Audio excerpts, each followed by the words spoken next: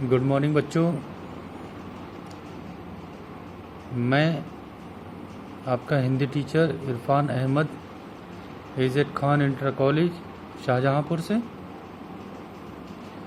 बच्चों तुम्हारा पद्य का लेसन तो पूरा हो गया है। अब इसके बाद मैं तुम्हें जीवनी सूरदास की जीवनी बताऊंगा, पढ़ाऊंगा, समझाऊंगा और उसको बहुत ध्यान से सुनना। कहीं कोई बात समझ में ना आए तो उसको मुझे मैसेज करके पूछ लेना। सूरदास जीवन परिचय। महाकवि सूरदास जी का जन्म रूनकता नामक ग्राम में सन 1478 ईस्वी में पंडित रामदास के घर हुआ था। पंडित रामदास सारस्वत ब्राह्मण थे। कुछ विद्वानों का कहना है कि ये सीही नामक स्थान पर पैदा हुए थे।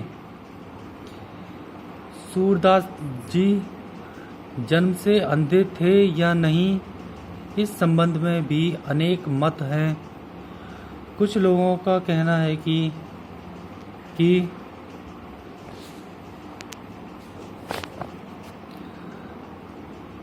जिस प्रकार से सूरदास जी ने कृष्ण जी के जन्म की बाल लीलाएं व्यक्त की हैं, उनका एक सूक्ष्म से सूक्ष्म सुंदर वर्णन जिस प्रकार से सूरदास जी ने किया है, तो विद्वानों को लगता है कि ये जन्म से अंधे नहीं थे।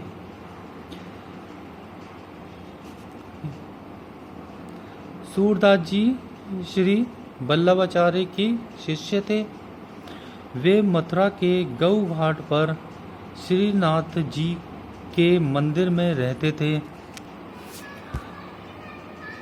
कहते हैं सूरदास जी ने विवाह भी किया था, लेकिन जब वे अपने गुरु के संपर्क में आए तो उन्होंने अपने विवाह जीवन को त्याग दिया और अपने गुरु जी के साथ बाल लीलाओं का गान करने लगे।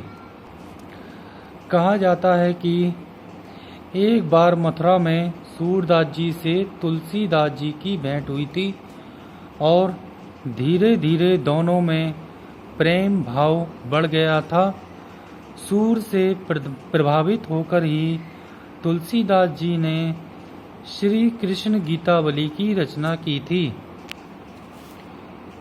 सूरदास जी की मृत्यु सन 1583 ईस्वी में गोवर्धन के पास पारसोली नामक ग्राम में हुई थी।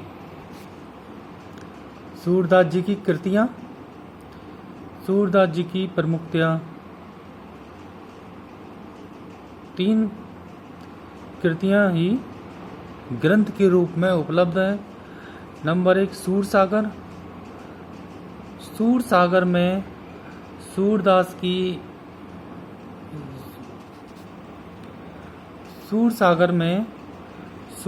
के लगभग 1.25 लाख पद हैं और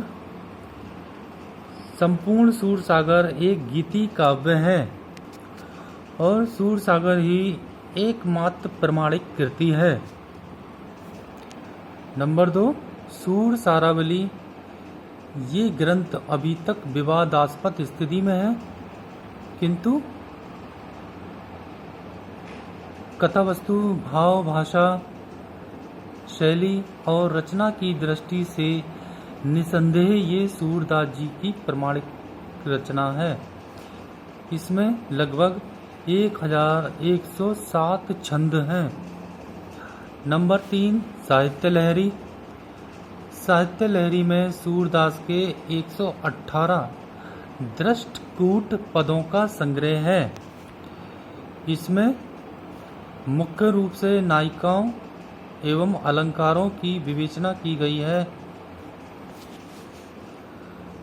तो बच्चों, ये आज का पाठ हो गया सूरदास का जीवन परिचय और उनकी कृतियां या रचनाएं।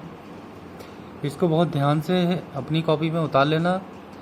उतारने के बाद इसका फ़ोटो खींचकर मुझे यानी ग्रुप में ही भेज देना, जिससे मुझे लगे कि तुम जो है काम कर रहे हो। और कोविड-19 ये बीमारी पता ही है सबको, बहुत भयानक है। इसके लिए आपको सतर्क रहना है। इससे सभी को सावधान रखना है, खुद भी सावधानी बरतनी है। कहीं बाहर जाओ तो मास्क लगा कर जाओ। कोई भी चीज़ खाओ धोकर खाओ। रमज़ान का महीना शुरू हो गया है, बहुत ही सावधानी से कोई भी चीज़ खाओ, बाज़ार से लाओ, धोकर ही खाओ। हाथों को 20 सेकंड तक साबुन से धोना है, साफ करके। बहुत सफाई का ध्यान रखना है। एक दूसरे से भी 1 मीटर की दूरी बनाए रखनी है। अगला पार्ट नेक्स्ट दिन कल इंशाल्लाह पढ़ाऊँगा। बाकी शुक्रिया।